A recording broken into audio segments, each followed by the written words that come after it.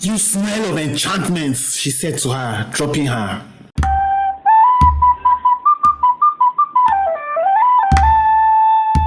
Chapter 1. The Plantain and Banana Suckers.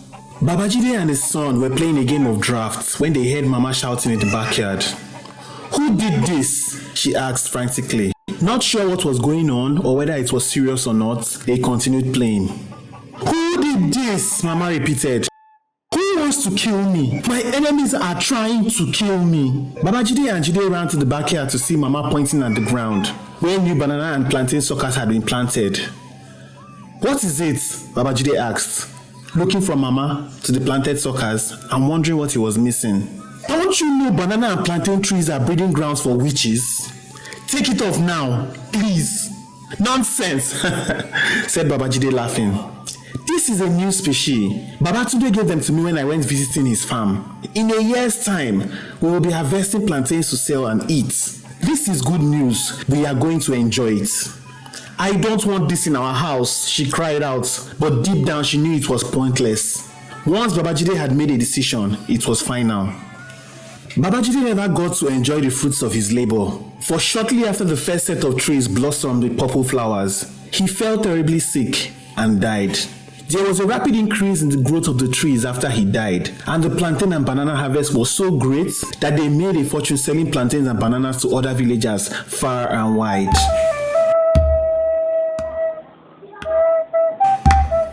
Chapter 2. Jide's marriage. Years had passed, and it was time for Jide to get married. He was rich, so finding the perfect wife was not a problem. Every woman wanted him. Not only was he rich, he was handsome, and he spoke very well. But Mama was a problem. She seemed to think most of them were not good enough for him.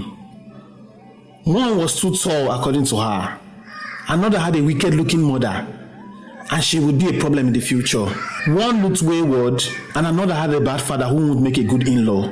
It was, however, strange when Mama decided to settle for a Kaite, a Calabar woman who claimed to have lost her mother and father years ago in a fire and had no family. Mama agreed that she would become his wife, on the condition that she would never visit her own village since she had no living family members. Considering that her mother and father were both dead, this wasn't going to be a problem. The marriage was a very expensive one, but all was well.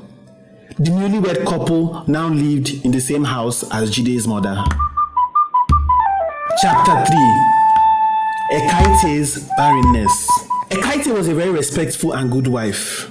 She would wake up early in the morning and sweep the whole house. She would prepare breakfast and serve her husband and Mama. She was allowed to clean everywhere except one box in Mama's room, a metal, rusty and old box with 3 metal locks. It was the last thing her husband touched before he died, Mama explained, and she wanted it to remain that way, untainted by any hands. She was so kind that Mama did not put any pressure on her after the first year had passed and she had not given birth. Then the second year came, followed by the third and the fourth. Mama, I don't know what is wrong with me, Ekaite cried. For even though Mama or her husband were not complaining, she was starting to feel something was wrong. Be patient, her mother-in-law would always say, then give her a cup of her fertility herbal concoction to drink. The time of the gods is the best. Jide remained the loving husband that he had always been. He never for one day made her feel less than a woman because she could not bear any children for him. And this got her suspicious. How could an African man, a Yoruba man for that matter, not bother about having offsprings? At least there would have been talks of getting a new wife. To make matters worse, the villagers were talking and people were beginning to point fingers. Some said she was a witch eating her children. Others said she was probably a prostitute before she met Jide and her past sins were catching up with her.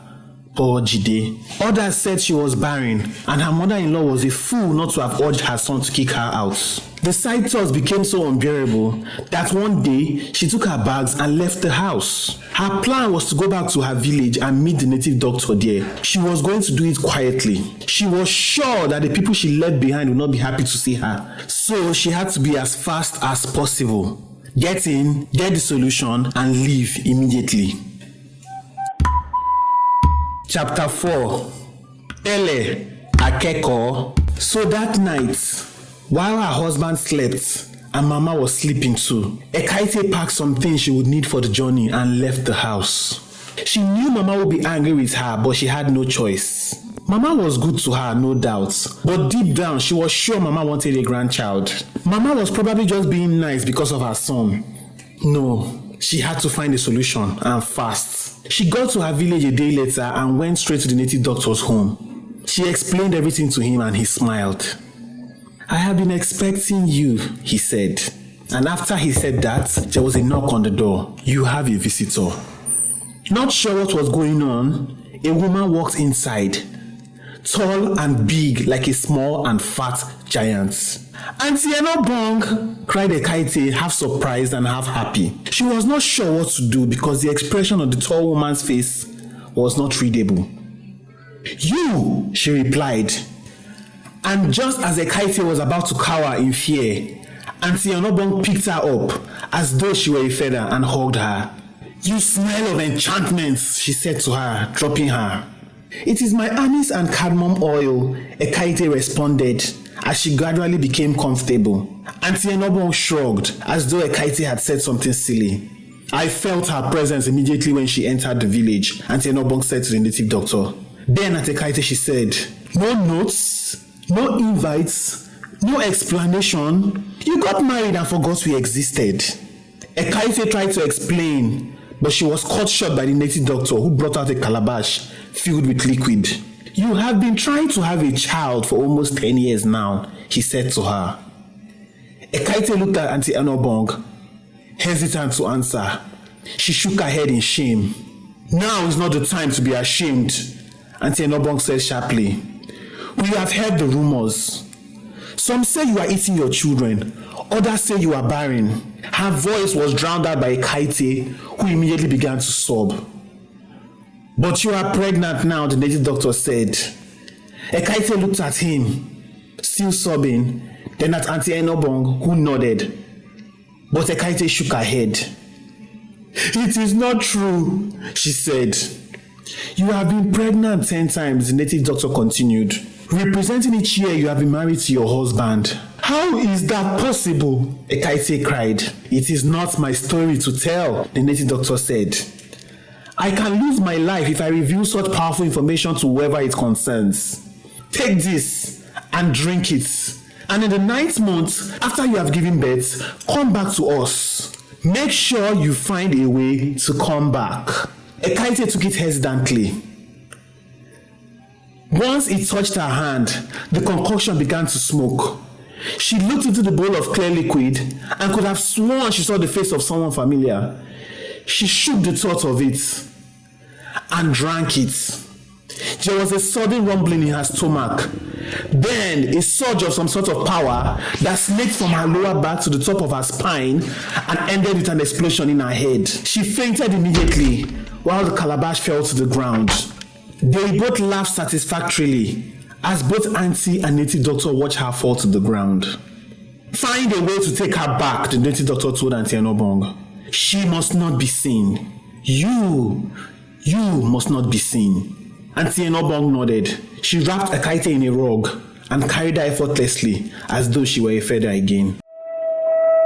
If you enjoyed this video and the story, there's going to be a part 2 posted on Thursday. Please subscribe and put your comments. Tell us what you think about this channel. Thank you for watching.